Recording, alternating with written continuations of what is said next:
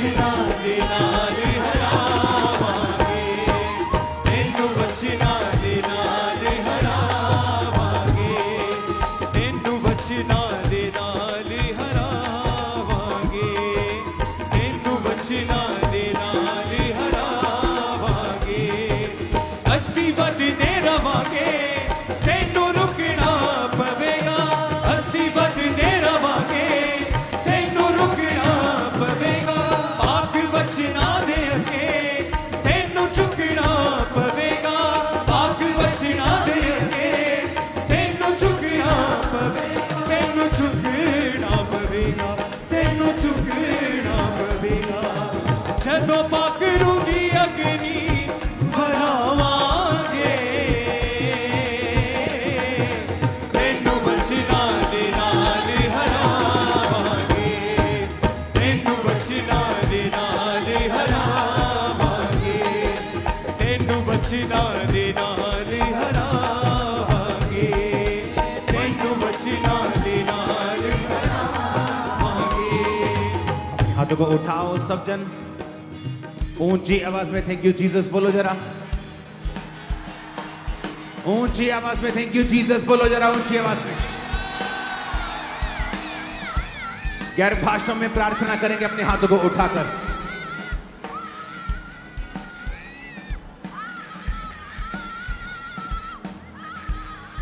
ऊंची आवाज में गैर भाषाओं में।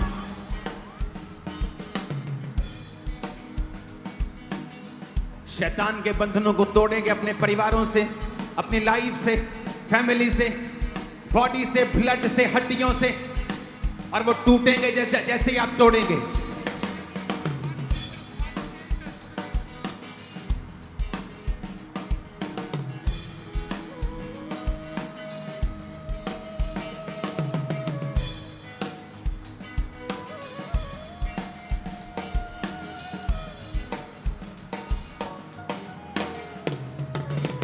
रिलीज करेंगे होली गोस्ट फायर अपनी लाइफ के ऊपर, बिजनेस के ऊपर, फाइनेंस के ऊपर, सेवकाई के ऊपर, बॉडी के ऊपर, ब्लड के ऊपर। होली गोस्ट रिलीज करेंगे Holi Ghost fire right now.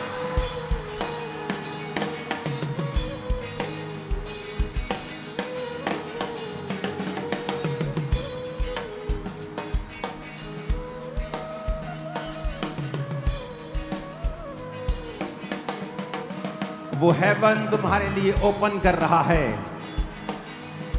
और तुम्हारी जिंदगियां आज से सेम ना होंगी यीशु मसीह के नाम में। आज वचनों की गहराई तुम्हारे अंदर प्रवेश करेगी। मैंने कहा आज वचनों की गहराई तुम्हारे अंदर प्रवेश करेगी। तुम वचनों के भेदों को समझकर परमेश्वर को समझोगे और आगे बढ़ोगे।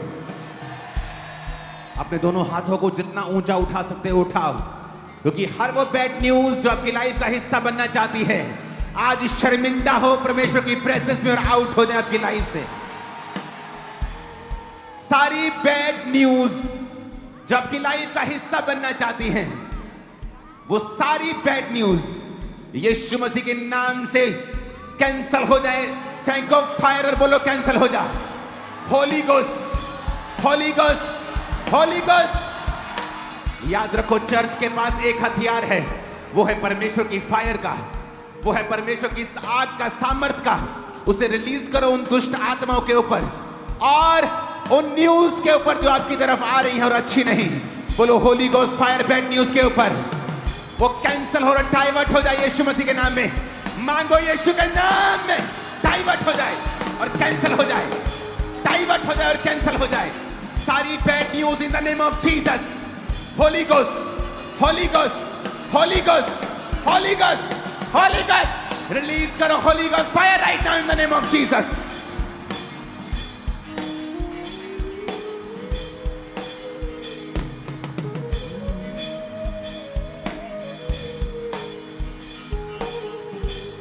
और वो कैंसल हो रही हैं, और वो कैंसल हो रही है। मैंने कहा आमीन हो जाए, आशीष हमारी है चर्च।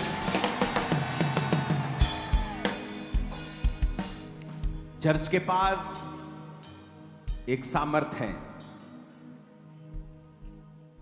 थोड़ा कंट्रोल में रखना इनको आज के बाद।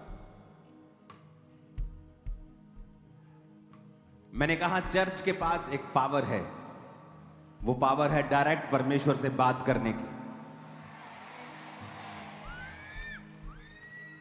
अपने हाथों को उठा और खुदा से बात करो। मुसीबत दे रवांगे तेनू रुकना पवेगा, पाक वचना दे अगे तेनू झुकना पवेगा, तेनू झुकना पवेगा। जदों पाकरू दी अग्नि, जदों पाकरू दी अग्नि वरावांगे, तेनू वचना दे नाल हरावांगे। खुदाबंद की स्पिरिट मेरी लेफ्ट हैंड साइड एक सिस्टर को वो टच कर रहा है, उसके माथे के ऊपर। एक सिस्टर को वो छू रहा है उसके पेट के खासकर गर्भाशय के हिस्से में। खुदाबंद का आत्मा आपको छूकर और हील कर रहा है राइट नाउ। परमेश्वर की उपस्थिति हमारे बीच में है। हीलिंग हॉल में खुदाबंद का आत्मा आपको छू रहा है। आप जहां भी हैं हीलिंग हॉल में अपनी बॉडी के ऊपर हाथ रखें राइट नाउ। टीम उन पे ऑयल लगाएं जो खास तौर पे ज़्यादा बीमार हैं, और परमेश्वर का आत्मा आपको छुए और पूरी रीति के साथ आज़ाद करे। सारे कमज़ोर शरीरों को मैं कमांड करता हूं यीशु मसीह के नाम में कंप्लीट हो जाएं, और सारी कमियां आपके शरीर, ब्लड को, हार्मोन्स को, आपके बॉडी के एक एक सिस्टम को छोड़ के चली जाएं। आपके शरीर होल हो, कंप्लीट हो जाएं प्रभु यीशु मसीह के सामर्थ्य नाम में। हर तरह की पेन, हर तरह की एक्स्ट्रा ग्रोथ, हर तरह की रसौली, हर तरह की पथरियां, हर तरह के कैंसर डिजीज, हर तरह के HIV आपकी बॉडी को छोड़ के चले जाएं और लीव कर दे डेविल आपको right now in the name of Jesus. Out, सारी बीमारियां आउट हो, अब हील हो जाएं। सब तरह के सिर के रोग यीशु मसीह के नाम में श्रापित और आपकी बॉडी को छोड़ के चले जाएं। अपने माथे पे हाथ रखें और खुदाबंद का आत्मा आपको छुए। हर तरह के ब्लड के, हार्मोन्स की, हर तरह की जो बैलेंस होना चाहिए, जो अनबैलेंस है, जैसे आप अपना दाहिना हाथ अपने माथे पे रख रहे हैं, वो चीजें बैलेंस हो रही हैं और आप हील हो रहे हैं।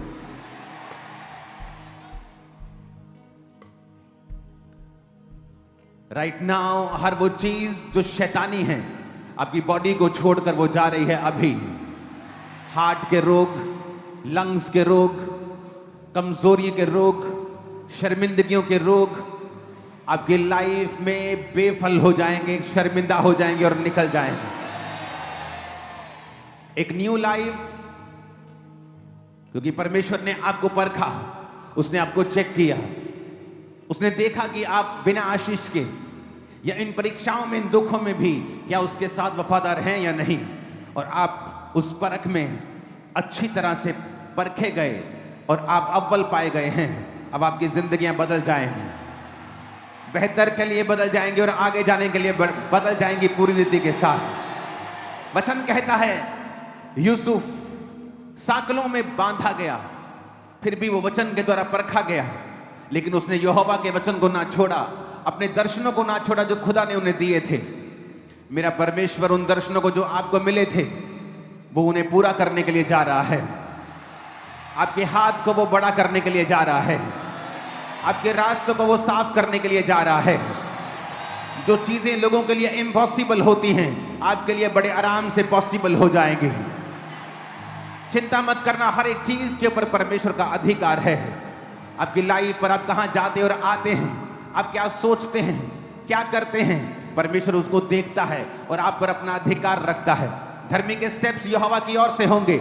जब आप परमेश्वर के साथ मिले होते हैं, चाहे आप कंफ्यूज भी हों, आप उसी तरफ कदम उठाएंगे जहां परमेश्वर चाहता है।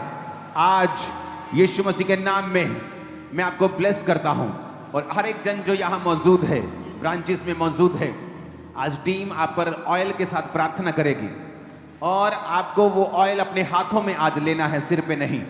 और अपने हाथों में लेकर आपको अपने सिर पर लगाना है और पैरों पर लगाना है, और घोषणा करनी है कि आज से मेरे स्टेप्स, मेरे कदम परमेश्वर की ओर से ठहराए हुए होंगे। मैं उन्हीं कदमों पे चलूंगा जो परमेश्वर मेरे लिए ठहराएगा। मैं यीशु मसीह के नाम में नए बिजनेस को खोलने की घोषणा करता हूं आपकी लाइफ में। नए रास्ते के ओपन होने की घोषणा करता हूं यीशु मसीह के नाम में। राइट नाउ मैं देख रहा हूं टेस्टिमनी सेक्शन में खुदाबंद का आत्मा उन रोगियों को छू रहा है जो चल नहीं सकते। व्हीलचेयर के रोगी, शिकंजों के रोगी, सब पर प्रार्थना की जाए। ये खुदाबंद का आत्मा उन्हें टच करके हील कर रहा है। जो पटे लगे हैं, बेल्ट्स लगी हैं, उठाओ और हिलाओ। अपने कानों पे हाथ रखो, आंखों पे हाथ रखो। सब गूंगी बहरी आत्माएं आपकी बॉडी को छोड़ के चली जा रहा, हील हो जाए। सब मरे हुए फाइनेंसेस यीशु मसीह के नाम में ताकत को पाएं और हील हो जाएं। सारे मरे हुए फाइनेंसेस जी उठें यीशु मसीह के सामर्थ्य नाम में। अपने दोनों हाथों को उठा लो जितना उठा सकते हो। खुदा से कहो, परमेश्वर मेरे फाइनेंस को ब्लेस कर। मैं उस फाइनेंस को तेरी महिमा के लिए इस्तेमाल करूंगा। मैं बीजों को बोऊंगा खुदाबंद, तेरे राज्य के लिए काम करूंगा। अब अपने हाथों को उठा लो जिन्होंने वायदा किया है। परमेश्वर आपके फाइनेंस के लिए नए रास्तों को ओपन करे, नए आइडियाज आपके दिमाग में डाले। आज, अभी, इसी महीने, इसी साल आप नए कामों को शुरू करें और कभी फेल ना हो। आप अपनी लाइफ में एक्सट्रीमली बिजी हो यीशु मसीह के सामर्थ्य नाम में। आप कभी भी एक नहीं बल्कि मल्टी प्रोजेक्ट करेंगे, बहुत से काम अपनी लाइफ में करेंगे। आमीन। ऊंचा ये आशीष हमारी है चर्च। डिवाइन हेल्पर्स को मैं आपकी लाइफ के ऊपर रिलीज करता हूं। ईश्वरीय मददगारों को मैं आपकी लाइफ के ऊपर रिलीज करता हूं। डिवाइन हेल्पर्स को आपकी लाइफ के ऊपर रिलीज करता हूं। यानी आपके बच्चों के ऊपर भी मैं डिवाइन हेल्पर्स को रिलीज करता हूं। फेवर को रिलीज करता हूं कि बच्चों के ऊपर यीशु मसीह के नाम में। आपके स्टाफ के ऊपर भी मैं फेवर को रिलीज करता हूं यीशु मसीह के नाम में। सारी बीमारियां आपकी बॉडी को छोड़ के जा रही हैं। हर तरह का दुष्ट आत्मा आपकी बॉडी को छोड़ के जा रहा है। आमीन। ऊंचा ये आशीष हमारी है चर्च। मैंने कहा आमीन। ऊंचा ये आशीष हमारी है चर्च। अपने हाथों को उठाओ, गैर भाषाओं में बोलेंगे, खुदाबंद मैं अब गैर भाषा में जब प्रार्थना करूंगा, मैं तेरी मर्जी के साथ प्रार्थना करूंगा। जब मैं तेरी मर्जी के साथ प्रार्थना करूंगा तो तू मेरे रास्तों को ओपन करेगा और जो मुझे चाहिए और मैं नहीं जानता कैसे मांगना है, तू उन्हें पूरा करेगा। गैर भाषा में ऊंची आवाज में, हर साज हर होंठ गैर भाषा में होंगे और प्रार्थना करेंगे ऊंची आवाज में। थैंक यू जीसस बोलते हो ऊंची आवाज में। लाहौर अबा नंदे नंदे नमा सुखंदे लेग्रो सोथोलो नद्रोबा सामंदना बखाना नबाशी मंदर लेग्रो सोथाना बसामियांदना बखाला रेंग्रो सोथाला रबा शांदा। खुदावंद का आत्मा कहता है चर्च को अपनी पावर पहचाननी है कि चर्च पावरफुल है। ये गिरा सकती है, उठा सकती है, खड़ा कर सकती है और बिठा भी सकती है। परमेश्वर ने चर्च को पावर दी है। अपने होंठ को खोलो और खुदावंद से कहो गैर भाषा में। लेब्रोमा नांग्रोमा सामरियांदना बालाखोराना नांग्रो सोथाला रबा शांदे। और खुदावंद का आत्मा आपको गैर भाषा और पवित्र आत्मा से भरपूर कर रहा है। पवित्र आत्मा से भरपूर कर रहा है। अब सेम यहां से वापिस नहीं जा रही यीशु मसीह के नाम में। ऊंची आवाज में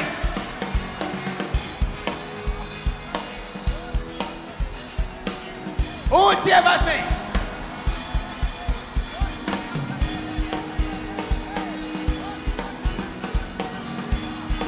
लेहोरबा सामरिया मंदनबा सखाला लाग्रोसो नेंडो नमा संदे लेग्रोसो था लाब्रोमा सामरिया मंदनबा साखो लेब्रोमा साखरियांदनबा शिंदना नांग्रिया मोंदे लेब्रोमा सामियांदने नांग्रे साखेंदने बेसेखेंदने यारा ब्राजीला कोलुशन तकोरो बोदरो तुरिमे की हवाला रना जिंदना लेब्रोमा साखेगो मिशकासियांची लेब्रोगो बिनी दुनंदोकेना नम्ब्रोमा सा निंगे केसे लेके राब्रोबा सांदियाना बा खासुमा खांदे।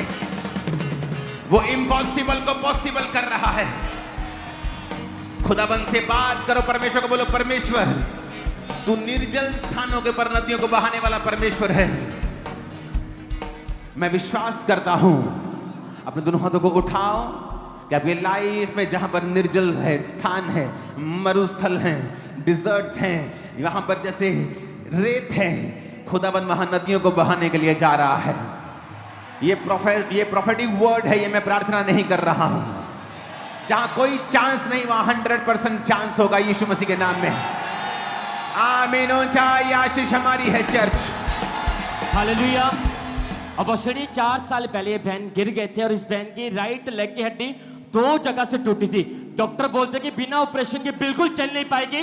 टोटली बेड पर थी, लेकिन जैसे प्रार्थना की उसी समय बहन खड़ी हुई चलना स्टार्ट किया। टूटी हड्डी को परमेश्वर ने जोड़ के इस बहन को हील किया। और बॉसली ये भी बच्ची की बहुत बड़ी गवाही है। 10 साल इस बच्ची की उम्र है और इनको एक रोग हुआ था जिसकी वजह से इस बच्ची के लंग्स ने काम करना पूरी तरह से बंद कर दिया था और वेंटिलेटर के ऊपर थी हॉस्पिटल में, और डॉक्टर ने बोला था कि बचने के चांसेस नहीं है, इनकी आखिरी दिन है। 2 हॉस्पिटल में वेंटिलेटर के ऊपर आईसीयू में रखा गया। हालत इतनी ज्यादा बिगड़ गई कि मरने की तादाद पे पहुंच चुके थे, लेकिन जैसे बॉसली अनॉइंटिंग ऑयल इन तक पहुंचाया गया, इनकी बच्ची के ऊपर अनॉइंटिंग ऑयल लगाया, वो मरे हुए लंग्स इस बच्ची के जी उठे और लंग्स के अंदर जो टीबी की बीमारी थी वो भी खत्म हो चुकी है। आज ये बच्ची पूरी तरह से हील हो गए। बॉसली ये खुद अपनी गवाही देने के लिए कंप्लीटली इस बच्ची के जो अंग बने नहीं थे वो बन चुके हैं पूरी तरह से। हालेलुया पसली, हालेलुया पसली। इसी तरह से 10 साल से इस भाई की दोनों आंखों में व्हाइट मोतिया था, हर एक चीज इनको डबल डबल दिखाई देती थी और साथ में इनको सर्वाइकल था। 10 साल से पॉसिबली बिल्कुल भी गर्दन को मूव नहीं कर पाते और जैसे ही प्रार्थना को रिसीव किया उसी समय परमेश्वर ने हील किया। दोनों आंखों से क्लियर दिखाई पा रहे हैं, इनको पूरी तरह से हील हो चुके हैं। हालेलुया। अपोस्टल जी ये भाई कहते कि मैं बाइक पे कहीं जा रहा था और जब गिरे तो कहते बाइक इंबैलेंस होने की वजह से पीठ पे बहुत भारी एक प्रभाव पड़ा।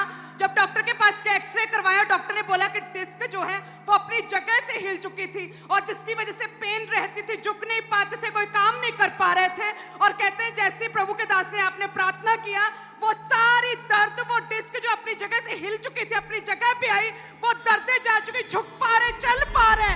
प्रभु ने छुआ, अद्भुत रीति से छुआ और पूरी तरह से ठीक है। हालेलुया। बशरी 3 साल पहले इस बहन को राइट लेग ने बशरी एकदम से काम करना पूरी तरह बंद कर दिया था। इनकी फैमिली आज इन्हें पकड़ के चर्च लेके आई थी, लेकिन जैसे प्रार्थना की उसी समय इस बहन ने खुद चलना स्टार्ट किया बिना सहारे के और परमेश्वर इस लेग को हील किया इस बहन की। अपने लोकानु दुखाचो तारीफ करो जोर से। बादशाह अपने हाथों को उठाओ। हमें प्रार्थना करनी है। खुदा ने कहा है ये, उसने कहा मैंने चर्च को पावर्स दी हैं बांधने की, खोलने की, उठाने की और गिराने की।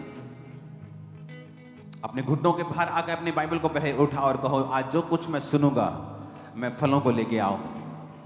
ऊंची आवाज में बात करो, टेस्टिमनीज बाद में देंगे, इकट्ठा करते जाओ।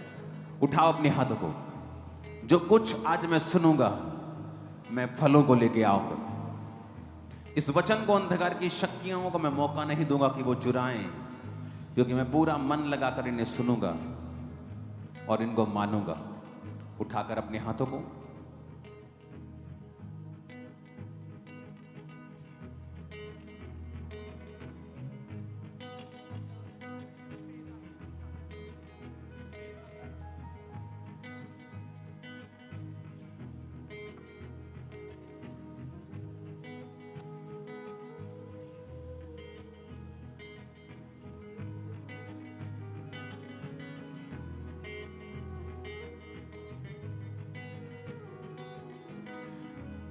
प्रभु यीशु मसीह के सामर्थ्य नाम में हम मांगते हैं। स्वागत है खुदाबंद की प्रेजेंस में। बारिश में भी बैठ जाओ, बैठ जाओ, बैठ जाओ। क्या हुआ? आवाज नहीं आ रही इनको? क्या आ रही है? आवाज सही आ रही है? ओके। बारिश में भी इतने लोग, तारीफ कर दो पहले अपने लिए खुदाबंद।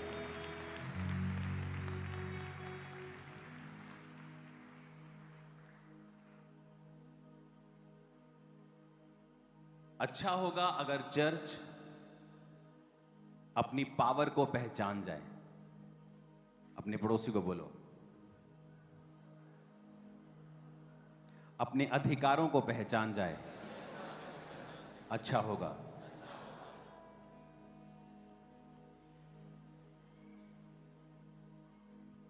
वचन कहता है कि दानियेल ने, इसको प्रीचिंग मोड पे करना, प्रार्थना करनी शुरू की और फास्टिंग के साथ, तो स्वर्गदूत आसमान से उतरा और उस तक पहुंच नहीं सका क्योंकि रास्ते में शैतान उससे लड़ता रहा। 21वें दिन वो दानियेल के पास आया और कहता कि जब तूने पहले दिन ही समझने और बूझने को मन लगाया था, मैं तभी परमेश्वर से तेरी प्रार्थना का उत्तर देने के लिए चल पड़ा था, पर रास्ते में शैतान मुझको रोके रहा तो परमेश्वर का एक दूत आया और उसने मेरे साथ शैतान से लड़ाई की, और तब मैं तेरे पास आया हूं, और जब मैं तेरे पास से फिर चला जाऊंगा आसमान में, फिर मैं उससे लड़ूंगा। और वचन भी कहता है कि शैतान तुम्हारे साथ युद्ध करता है। तुम्हारा युद्ध किसी पार्टी के साथ नहीं, कोई पॉलिटिकल पार्टी, किसी आरएसएस, सिखों के साथ, कैथोलिक के साथ, पेंटिकोस्टल के साथ, तुम्हारी किसी के साथ लड़ाई नहीं। तुम्हारी लड़ाई अंधकार की शक्तियों से है जिनका हेड ऑफिस आसमान में। तो वचन कहता है कि जब वो वापस लड़ा, तो अगर आप हिस्ट्री पढ़ेंगे, उस एरिया की हिस्ट्री बाइबल में नहीं है, वो उस बाइबल में अगर आपको मिलेगी तो इनडायरेक्टली मिलेगी। अगर आप उस एरिया की हिस्ट्री पढ़ें, शैतान को हराने के बाद आसमान में जब उस दूत ने हराया, डैनियल की प्रार्थना के बाद, उस जगह की गवर्नमेंट चेंज हो गई थी, राजा बदल गया था।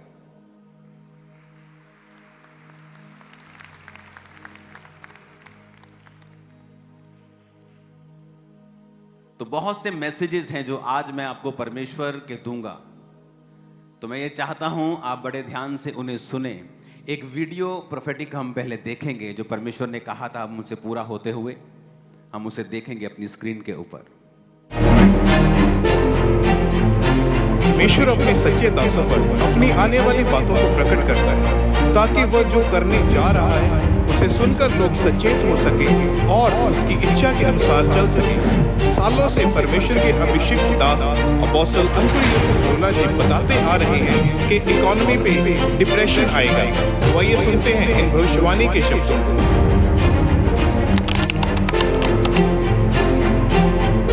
आने वाले टाइम में जो परमेश्वर मुझे दिखा रहा था, मैं आपको बताऊंगा आने वाले टाइम में क्या होगा, किस तरह से फाइनेंशियली ट्रबल्स देश फेस करेंगे। मैं आपको बता रहा हूं, प्रार्थना कर रहे हैं हम, लेकिन मैं आपको बता रहा हूं प्रोफेटिकली कुछ चीजें होंगी जिन्हें प्रेयर्स रोक नहीं सकती, लेकिन प्रेयर जो धर्मी होंगे उनको बचा सकती है, उनको स्ट्रांग रख सकती है, उस परीक्षा के दिन में उनको निकाल सकती है। लेकिन वो कुछ चीजें होंगी जो होंगी ही होंगी, कोई प्रेयर उन्हें रोक नहीं सकती।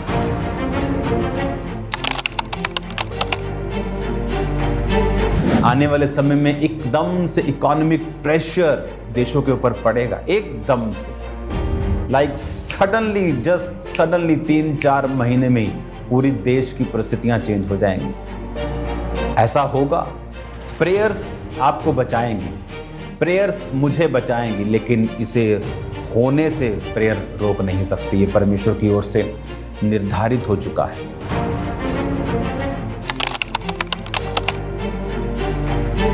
तो 2025 हमें प्रार्थना करनी होगी, क्योंकि इकोनॉमी के ऊपर डिप्रेशन आएगा।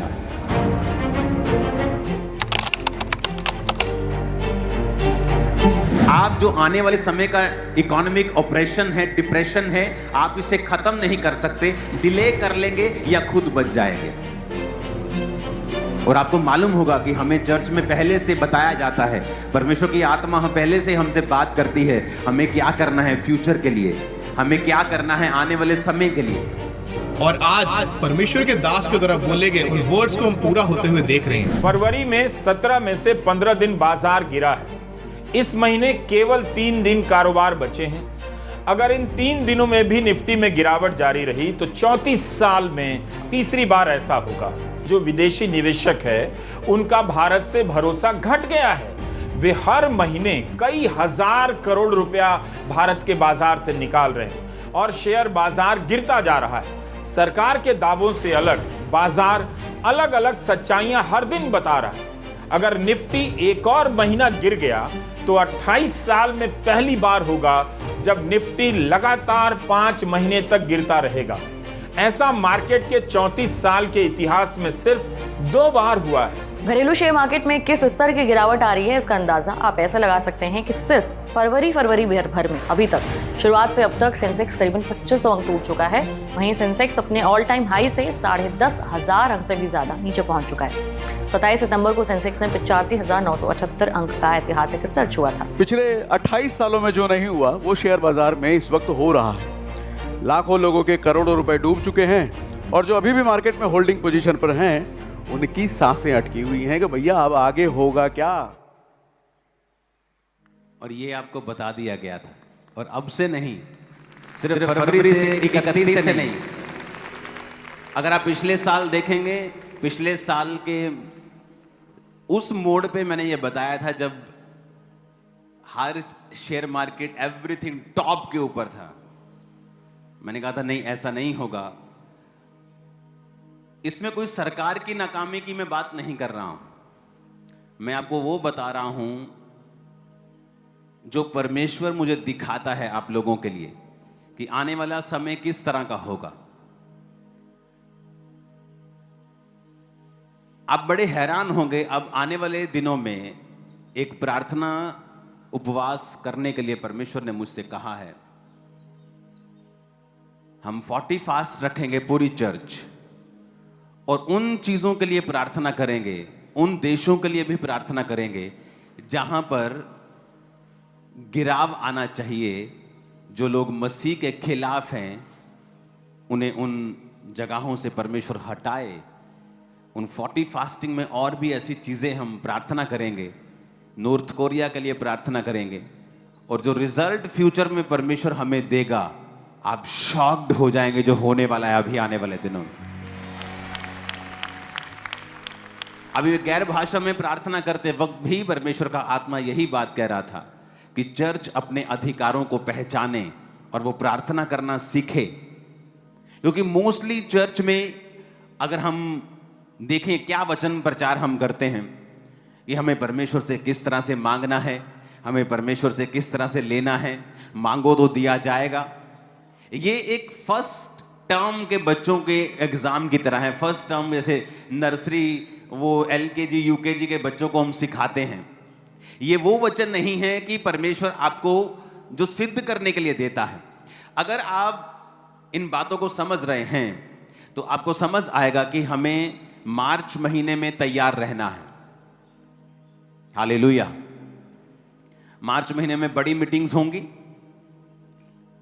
उन मीटिंग्स में हम एक स्पेशल सीट भी अनाउंस मैं करूंगा उस बड़ी मीटिंग के लिए, क्योंकि चर्च ने पार्किंग की 3.5 एकड़ जगह ली है बिल्कुल सामने। अब पार्किंग की प्रॉब्लम सॉल्व हो गई। बिल्कुल सामने जैसे आप एंटर किया करेंगे, रोड की दूसरी तरफ आपको 3.5 एकड़ का पार्किंग प्लॉट मिलेगा। सारी वहां पर लगाएंगे, कोई प्रॉब्लम नहीं होगी। तो हमें तैयार रहना है। उसके बाद बीज के बाद और बीज के पहले ही 13 और 16 मार्च से पहले ही 40 फास्टिंग की डेट अनाउंस होगी। 40 दिन के रोजे हम चर्च में आकर प्रेयर में रहेंगे। आप लोग भी प्रेयर में रहेंगे।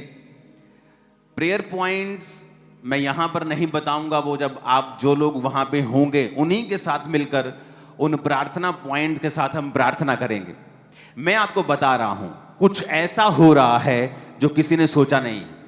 पॉलिटिकली मैं आपको बता रहा हूं पूरी दुनिया में परमेश्वर कुछ बड़े डिसीजंस के साथ दुनिया में अपने आप को शो करेगा कि एंड पावर उसी की है और ताकत भी उसी की है। और उसी ने नबूकदनेस्सर को गद्दी पे बिठाया था और उसी ने उसको उतार दिया था। क्योंकि जब नबूकदनेस्सर, बाइबल कहती है, फूल उठा और कहा कि मैंने अपने ही ताकत और अपने इन्हीं हाथों की ताकत से पूरे साम्राज्य को बनाया है, तो परमेश्वर ने उसे गिराने का फैसला कर लिया। और बाइबल कहती है 7 काल यानी 3.5 साल उस पर बीते, उसके नाखून और बाल बढ़ गए और उसने बैलों के साथ घास चरी और वो पागलों के समान जीवन बिताया। और जब टाइम बीत गया और उसने आसमान की ओर जब निगाह उठाई और कहा, परमेश्वर तू ही है जो राज्य को देने वाला और तू ही लेने वाला है, तो परमेश्वर ने उसके राज्य को फिर से रिस्टोर किया, फिर से उसे वापिस किया।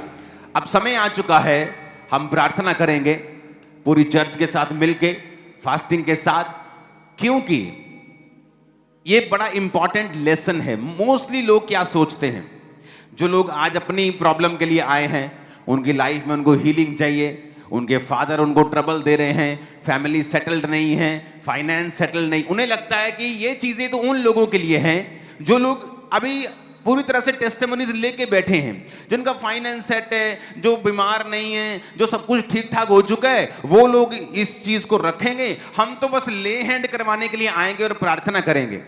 आप जानते हैं बहुत से पास्टर्स भी ये प्रीच करते हैं, और अब मैंने भी प्रीच किया है कि मांगो तो दिया जाएगा। परमेश्वर ने कहा जो तुम मेरे नाम से मेरे पिता से मांगोगे मेरा पिता तुम्हें देगा। पर ये एंटायरली ट्रुथ नहीं है, ये पूरा सच नहीं है, ये आधा सच है। जब आप चर्च को आधा सच परोसते हैं तो चर्च को सुनने में अच्छा लगता है, और जब चर्च को सुनने में अच्छा लगता है वो सुन के चले जाते हैं, लेकिन जब प्रैक्टिकली उस वचन को वो फॉलो करना शुरू करते हैं, उनकी लाइफ में फिर रिजल्ट जब नहीं आता, फिर वो गिरते तो पाप में हैं लेकिन चर्च के मेंबर भी रहते हैं, और पास्टर को लगता है कि वो चर्च आ रहे हैं, everything is going well, but ऐसा नहीं होता है, क्योंकि आपको पूरा ट्रुथ, पूरा सच परोसना होता है। क्योंकि जैसे कई बच्चों को देते हैं ना, आप उनको प्लेट दीजिए खाने की, उसमें करेले भी हैं, उसमें हरी सब्जी भी है, उसमें आलू की सब्जी भी है, उसमें पूड़ी भी है, तो वो आलू पूड़ी खा लेंगे, करेला छोड़ देते हैं, कहते हैं हमें टेस्टी नहीं लगता। लेकिन उन्हें ये नहीं पता कि ये हरी सब्जी उनकी बॉडी के लिए बेनिफिशियल है। तो जब अभी तो मजा आ रहा है, अभी तो खा रहे हैं आलू पूड़ी, लेकिन जब उसके बाद में उनकी बॉडी में गड़बड़ नजर आएगी, इम्बैलेंस होगा, तब फिर वो बहक जाएंगे, शक करने लगेंगे, डाउट में आ जाएंगे कि ऐसा क्यों हो रहा है। क्योंकि आपको पूरा ट्रुथ खाना पड़ेगा। उस पूरे ट्रुथ में कुछ बातें अच्छी भी हैं जो आपकी बॉडी को अच्छी लगेंगी। Wow, ask and you shall receive, वो व्हाट ए वंडरफुल वर्ड कि मैं मांगूंगा और पाऊंगा। यह है आपका पूड़ी आलू। अगला है ढूंढो तो तुम पाओगे, यह है आपकी हरी सब्जी जो लोग चाहते नहीं हैं। वो ये चाहते हैं मांगो तो दिया जाएगा। पास्टर प्रीच करते हैं, लोग हैप्पी हो जाते हैं, वाओ वी आस्क एनीथिंग, कुछ भी मांगो तो परमेश्वर हमें देगा। लेकिन मेरी लाइफ में ऐसा नहीं हुआ। कई बार आप अपनी लाइफ में मांगेंगे, या किसी की आप एग्जांपल ले लें, आज कोई चर्च में बैठा मांग रहा है कि परमेश्वर मेरी मैरिज इस भाई के साथ, इस बहन के साथ, कोई भी इसके साथ, उसकी बहन के, कुछ भी मांग रहे हो आप कि इसके साथ हो जाए या उसके साथ हो जाए, लेकिन कई बार परमेश्वर की वो मर्जी नहीं होती, और आप नहीं जानते परमेश्वर ने फ्यूचर में आपके लिए क्या रखा होता है।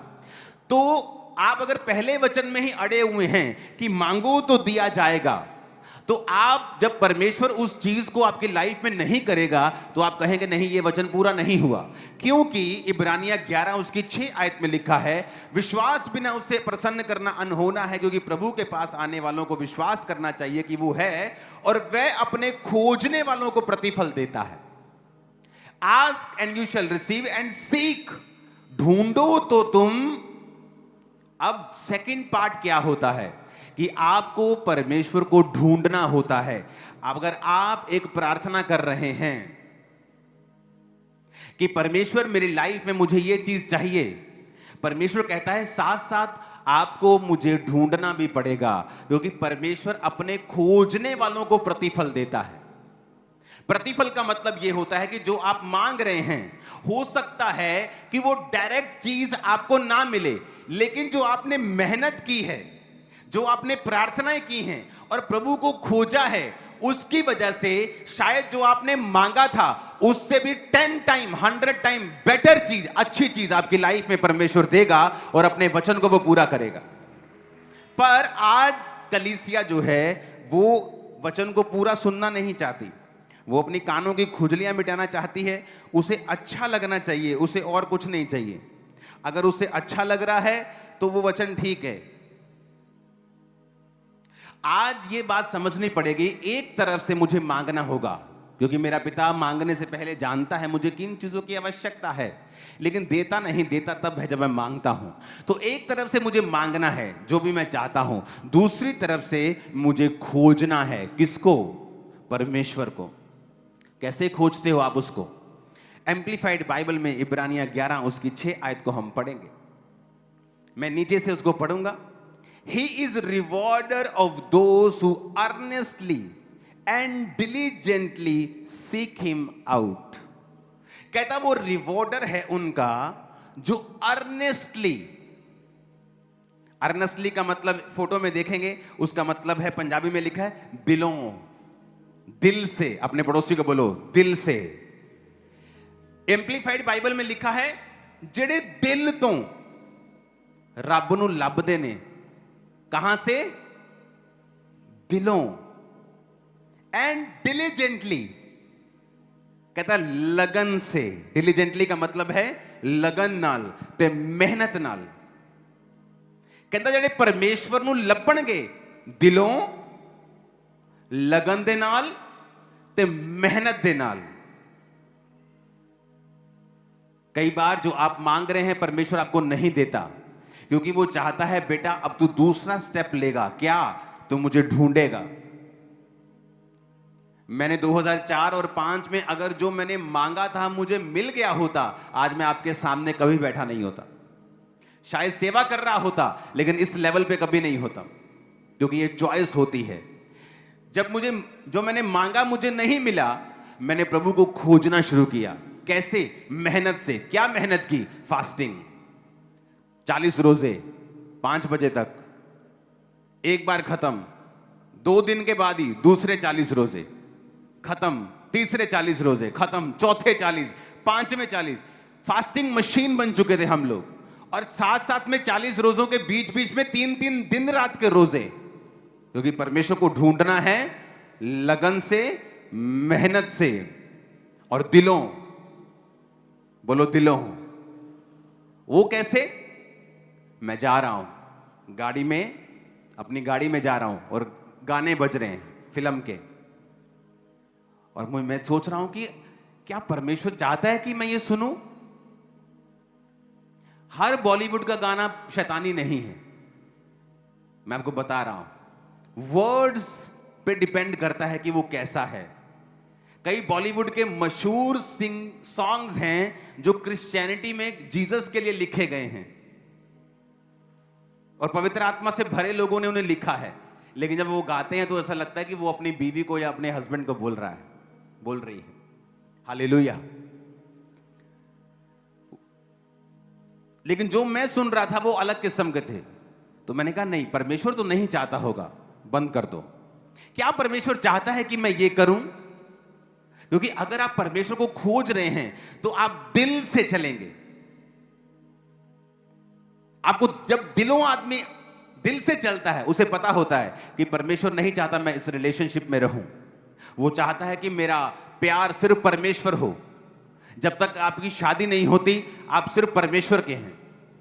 दिल से खोजना, क्या परमेश्वर चाहता है कि मैं ये इनडायरेक्ट पैसे कमाऊं, चोरी करूं? क्या परमेश्वर ये चाहता है कि मैं अपने काम से चोरी करूं, कामचोर बनूं? क्या परमेश्वर चाहता है? दिल से उसे खोजना, डिलीजेंटली, मेहनत से, अर्नेस्टली, दिल से, लगन के साथ उसे जब हम खोजना शुरू करते हैं तो परमेश्वर हमारी राहों को बदलता है और वो हमें लेके जाता है दिन प्रतिदिन आगे, और फिर हमें वो देता है जो उसने हमारे लिए बेस्ट रखा होता है। क्योंकि ये पहला स्टेप है जो आपको बताया जाता है कि ask anything in my name and you will receive that. ये सच्चाई है, लेकिन कंप्लीट ट्रुथ नहीं है। कंप्लीट है सीक डिलीजेंटली, अर्नेस्टली। किसको? अपने बॉयफ्रेंड को, गर्लफ्रेंड को?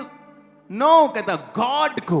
सीक हिम आउट, उसे खोजो कहता है। उसकी आदत है छुपना। परमेश्वर जा रहे हैं चलते हुए पानी पर, अपने चेलों के पास से निकल रहे। परमेश्वर नहीं चाहते थे चेले उन्हें देखें, लेकिन जब चेलों ने देख लिया तो परमेश्वर को अपने आप को बताना पड़ा, डरो मत, मैं हूं। वो चेले समझे भूत चल रहा है कोई पानी के ऊपर। तो परमेश्वर की आदत है छुपना। परमेश्वर की आदत है छुपना, छुप के रहना, ताकि इंसान उसे खोजे, इंसान उसको ट्राई करे, उसको खोजे, वो एफर्ट करे डिलीजेंटली, लगन से, मेहनत से, दिल से। ये परमेश्वर का एक आदत है, छुपना, अपने आप को छुपा के रखना, ताकि इंसान उसे खोजे। और परमेश्वर ने क्या कहा कि खोज, ढूंढ तो तू पाएगा। और इब्रानी में कहता है कि मैं अपने खोजने वालों को प्रतिफल देता हूं। मैं उन चीजों में नहीं फंसा। मैं चाहता था प्रभु मुझे तू इस प्रार्थना का उत्तर क्यों नहीं दे रहा है, लेकिन परमेश्वर नहीं दे रहा था। वो नहीं चाहता था, ना वो उत्तर दे रहा था। मैंने कहा कोई बात नहीं, खोजते रहे। अगर मैं प्रभु को खोज ना रहा होता, या मैं निराश हो जाता या अपनी जिंदगी में गलत स्टेप ले लेता। बहुत से लोग गलत स्टेप ले लेते हैं, शादी में, बिजनेस में, सेवकाई में। वचन कहता है पौलुस एक जगह जा रहा था प्रचार करने के लिए, और जैसे ही वो वहां पे गया, परमेश्वर की आत्मा ने कहा मत जा। अगले शहर गया, परमेश्वर ने कहा मत जा। उसे कैसे परमेश्वर का आत्मा गाइड कर रहा है? क्योंकि वो परमेश्वर को खोज रहा है, साथ साथ प्रार्थना कर रहा है।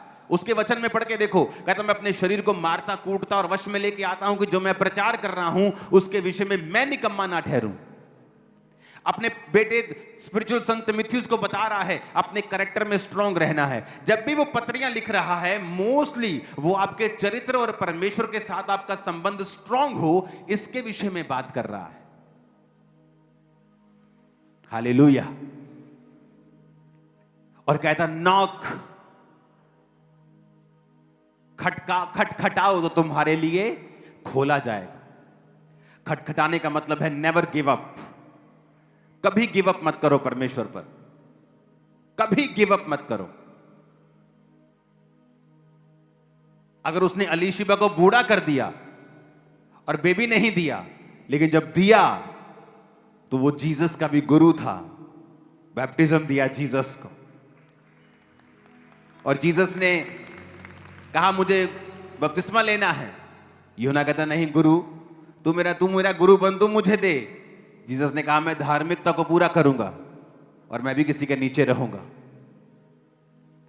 जब परमेश्वर आपको कुछ लेट कर रहा है, वो समथिंग वेरी पेक्यूलियर, बहुत यूनिक और बहुत ग्रेट कुछ आपकी लाइफ में बना रहा है, जो आपको वो देगा। बहुत ग्रेट, जो आप समझ नहीं पा रहे अभी। मांगो, ढूंढो और खटखटाओ। आप मांगो अपनी हीलिंग को। अगर वो नहीं हो रही तो इसका मतलब परमेश्वर एक्सपेक्ट करता है कि आप उसे ढूंढें, क्योंकि अगर वो हर बार आपको मांगने पे देता जाएगा, आप कभी अपने जीवन की कमियों की ओर ध्यान नहीं देंगे। आप कभी नहीं देखेंगे कि क्या कमी, कहां कमी है, क्या मैं करूं। क्योंकि जब मैं मांगने पे मिलता नहीं था तो परमेश्वर ने मेरी कमियां दिखाई। तेरी मेहनत कम है, तेरी फास्टिंग कम है, तेरी प्रेयर कम है। फिर मैं उस दिशा की ओर चल पड़ा जहां मुझे लगन से, मेहनत से परमेश्वर को खोजना था। अपनी लाइफ को भी साथ साथ परमेश्वर के साथ चलाना था। हर वो चीज को कट करना था जो परमेश्वर की ओर से नहीं है। हालेलुया। तो ये एक जर्नी है, क्योंकि जब आप मांगते हैं और आपको मिलता नहीं है, तब आपको ये खोजना होगा कि मुझे प्रभु के करीब कैसे जाना है और मुझे अपने जीवन की कमियों को कैसे ठीक करना है कि मैं आगे बढ़ सकूं। नहीं तो फिर लाइफ में कंफ्यूजन रहेगी। आप मांगेंगे, मिलेगा नहीं, और आप बीच में स्टक हो जाएंगे। आप बीच में अड़ जाएंगे आप, क्योंकि अब आपको ये नहीं पता कि मैं मांग रहा हूं पर मुझे मिल नहीं रहा। अब मैं ना आगे जा पा रहा हूं ना पीछे जा पा रहा हूं। अब मैं करूं क्या? क्योंकि आपको सेकंड स्टेप आपको फॉलो करना पड़ेगा। ढूंढो तो तुम पाओगे, क्योंकि परमेश्वर अपने खोजने वालों को प्रतिफल देता है। कि जो तुमने मांगा होगा, जितनी प्रार्थनाएं की होंगी, जितनी फास्टिंग की होगी, जितनी डिलीजेंटली, अर्नेस्टली, दिल से, लगन से, मेहनत से जीसस को खोजा होगा, कहता मैं सारी चीजों का प्रतिफल इकट्ठा करूंगा और तेरी गोद में डाल दूंगा और तू बेस्ट होगा। ओ आमीन, ऊंचे वाला चाहिए। Hallelujah, hallelujah. आप तैयार हैं क्या? मैंने कहा आप तैयार हैं क्या? सिर्फ मांगने के लिए कि उसको खोजने के लिए भी? हां, सिर्फ खोजने के लिए कि उसके बाद खटखटाने के लिए भी? क्योंकि कुछ लोग मांगते हैं, उन्हें मिल जाता है, फिर दोबारा मांगते नहीं मिलता, फिर उन्हें खोजना पड़ता है। फिर वो खोजते हैं, कुछ देर खोजते हैं, फिर वो हट जाते हैं। क्योंकि परमेश्वर ने कहा तीसरा स्टेप ये है कि खटखटाना है। जब तक खुल नहीं जाता, मुझसे मांगते रहना है और मुझको खोजते रहना है। जब तक मिल नहीं जाता, मांगते रहना है, खोजते रहना है। क्योंकि परमेश्वर ने कहा, एक आदमी अपने दोस्त के घर के बाहर गया और कहा मेरा दोस्त आया, मुझे रोटी दे। उसने कहा नहीं, मेरे बच्चे मेरे साथ बिस्तर पे, मैं उठ नहीं सकता। कहता ये नहीं कि उसका दोस्त आया है तो उसने रोटी दी, कहता उसके बार बार मांगने के कारण, लज्जा छोड़कर मांगने के कारण। कैसे मांगने के कारण? लज्जा, कहता शर्म छोड़ के मांगने के कारण कि नहीं यार मैनू दे यार, प्लीज उठ यार, नहीं इदा ना कर, कोई गल नहीं, मैं 2 मिनट च दे। तो कोई बोलता चल ठीक है, नहीं तो ना सी, मैं कुछ और देख लेना। पर कहता लज्जा, जीसस ने कहा इसलिए नहीं कि वो लज्जा छोड़कर उसने मांगा और वो मांगता रहा। 2013-12 की ये बात है, तब चर्च उधर लगती थी और एक लड़की को चर्च में लाए और उसे लहू बहने का रोग था। आई थिंक उसका भार 25 किलो हो गया होगा, ऐसे सूख के कांटा थी वो। और मुझे याद है जब वो प्रेयर लाइन में आती थी तो उस समय काफी ले हैंड होता था, संडे संडे संडे, तो वो बार बार लाइन में लग जाती थी। उसने एफर्ट करना कि मुझे प्रार्थना करवा के ही जाना है और उस पर ले हैंड होता गया। आई थिंक मुझे जितना मालूम है कम से कम 100 बार उस पर ले हैंड हुआ होगा। लज्जा छोड़कर उसने मांगा। 10 साल 12 साल बाद मैंने उसे प्रेयर लाइन में देखा, वो बेबी पकड़ा, पता नहीं क्या, मैंने उसे देखा। मैंने कहा तू तो वही लड़की है। कहती हाँ, मैं ठीक हो गई थी, मेरी शादी हो चुकी है, अब मैं किसी और प्रेयर रिक्वेस्ट को लेके आई हूं। तो मैं देख रहा था कि परमेश्वर तेरा वचन पूरा होता है। उसने गिव अप नहीं किया। 2 बार ले हैंड, 3 बार ले हैंड हुआ, ब्लड अभी भी आ रहा है, रंग ब्लैक हो चुका है, बिल्कुल सूख, जितना आप इमेजिन करते हो किसी को सूख, उतना सूखी हुई थी। लेकिन परमेश्वर कहता अगर तू लज्जा छोड़कर मांगेगा, क्योंकि जहां प्रभु की उपस्थिति होती है ना, वहां चीजें आसान नहीं होती। जहां उपस्थिति नहीं होती वहां आसान होता है। लेकिन जहां आपको जीसस मिलेंगे तो जीसस को टच करना 12 साल की लहू बहने वाली औरत के लिए आसान नहीं था, क्योंकि जहां जीसस होते वहां लोग उनको छूने की कोशिश करते थे, आसान नहीं होता था। कुछ लोग कहते हैं कि जहां मर्जी चले जाओ, हर घर खुदा का घर है, हर घर खुदा का घर तो है, लेकिन वरदान हर घर के अलग हैं। अगर आप आंखों के डॉक्टर के पास चले जाओगे और बीमारी आपको कोई और होगी तो वो गाइड तो कर देगा, क्योंकि उसने बाकी पढ़ाई भी सिमिलर सी की है, लेकिन स्पेशलिस्ट के पास अगर आप नहीं जाओगे तो आपका इलाज होने वाला नहीं। परमेश्वर ने कहा, परमेश्वर ने चर्च को प्रेरित भविष्यद्वक्ता, पास्टर्स, इवेंजलिस्ट, टीचर्स दिए हैं। आप जानते हैं कुछ चर्चेस में परमेश्वर काम नहीं करता, क्यों? क्योंकि जहां वो काम करता है वो उनकी चुगलियां, उनके खिलाफ इनडायरेक्ट डायरेक्ट बोलते हैं और खुद उनकी लाइफ में भी परमेश्वर काम नहीं करता। कितने मेरी बातों को समझ रहे हैं? टाइम आ चुका है, हमें प्रार्थना करनी है, प्रभु को खोजना है, अपना एफर्ट लगाना है। आप कैसे कह सकते हो कि आप प्रभु को खोज रहे हो और आपने कभी बीजों को नहीं बोया, आपने कभी फास्टिंग नहीं की, आपने कभी प्रेयर नहीं की, आप नहीं खोज रहे हो उसको। टाइम लगता है खोजने में, एफर्ट लगता है, लगन लगती, मेहनत लगती। आप कैसे कह सकते हो कि आप उसे खोज रहे हो? आप नहीं खोज रहे हो।